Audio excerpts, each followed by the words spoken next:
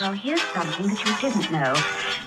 2 of those special atomic bombs haven't gone off.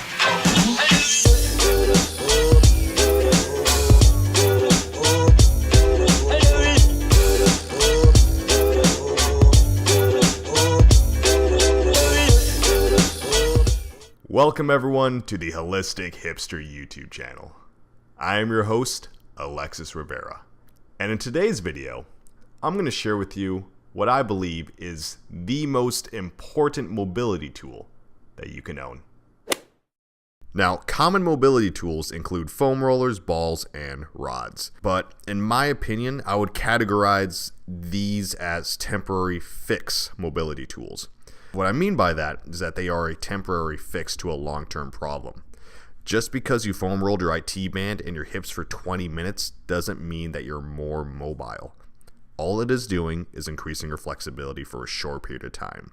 Now, I'm not saying that foam rollers have no place in training or that they don't reduce inflammation, because they do. And when used correctly, they can be very beneficial. But like I said, I would categorize them as temporary fixed solutions to a long-term problem. This is essentially improving your flexibility, but not your mobility. And what we know about improving flexibility is that it will not directly yield injury prevention, but it may actually make you more susceptible to injury because you cannot train in a range of motion you do not have control in. And now this is where stick mobility differs. It's such a simple and basic concept, and because it's so basic and simple, it has universal application. And that concept is the creation of tension, because when tension is created, it's telling your body, hey, I've got this. I feel strong, and I'm going to let you access these new ranges of motion because I know I won't hurt myself. And a quick rundown of what stick mobility is that it's a feedback tool that creates leverage, it creates greater body awareness and stability, and it does so while improving joint mobility and provides deep fascial stretching. So think of this video as an intro to the unlimited application and use of stick mobility. And to begin, we're going to do some basic articulations of the wrist. Essentially, we're going to put our wrist through its fullest functional range of motion. Now, the first one being shown is the casting. This is where I'm just extending my wrist forward and back.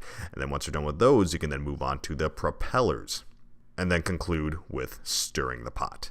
And doing something as basic and simple as this would greatly benefit those who experience wrist pain.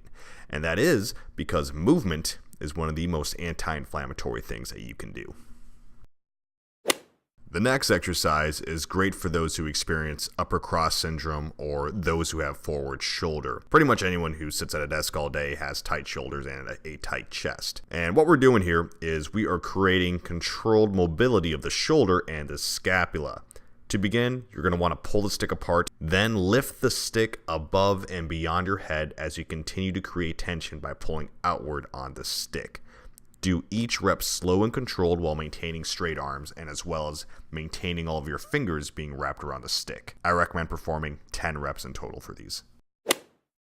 And now we can get into some deep stretching. Now, if you've seen my previous video on how to fix an anterior pelvic tilt, then you've seen the stick hip flexor stretch before.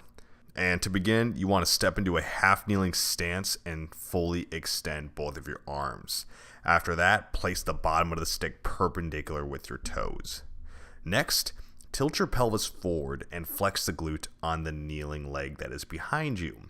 And once that glute is flexed, you want to maintain that flexion as you then drive the stick into the floor, and then you want to simultaneously drive your knee over your toes. Also, keep an upright posture when doing this. And if you are doing this correctly, you will notice a gnarly and an intense stretch right in your hip flexors. And next up is the bow and arrow. And right here is a quote taken directly from the Stick Mobility Coaching Manual. And what they say is, the bow and arrow helps to teach the user how to manipulate their scapula in all planes of motion. Now, not only that, but this is also a great way to stretch the lateral line of your body, pretty much starting from the foot to the hips, rib cage, lats, and even arms. But to get in this position, you're actually going to place the stick on the outside of your foot as you then press the stick away from you, and then you're going to laterally shift your hips to the opposite direction. And you can even throw in some rotations to challenge your scapula in those multiple planes mentioned. And let's say you even want to increase the intensity of the stretch. Well, what you can do is you can actually move the stick on the inside of your foot instead of the outside. And now here is one of my favorites, the slap shot. And the reason it's one of my favorites is that it is doing a lot of things at once. As for stretching, it's actually stretching out your chest, your shoulders, your rib cage, your arm line, your adductors, as well as your hamstrings. And not only is it doing all that, but it will also teach proper scapular retraction, proper hip hinging, rotation, as well as lateral shifting. And to start, you're going to begin by placing your feet in a wide stance with the stick behind your lower back.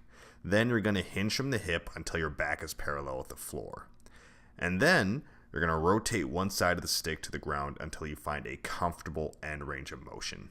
And once you're all comfortable in that position, just laterally lunge from side to side as you explore greater ranges of motion. And something that the sticks are great for are isometrics. And a fantastic isometric to create core activation is the isometric dead bug, which is being shown right here. And to get in this position, you're going to want to lie down on a mat and then place a knee at a 90-degree angle and then extend the opposite arm directly above your shoulder. And this is all while holding the stick, by the way. And then you're going to drive the stick into the top of your foot, and then you're going to drive your foot into the stick. So you're creating all this tension right here. And while you're creating that tension, press your lower back into the floor and tighten and contract your abs.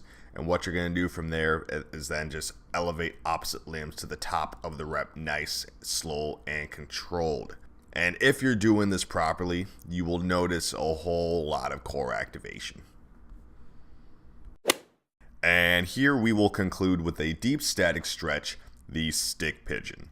And the setup of the stick pigeon is very similar to the pigeon that would typically be done at the end of a yoga class. The only difference with this is that we are going to hold a stick as we extend both arms in front of us while pressing downward with that stick.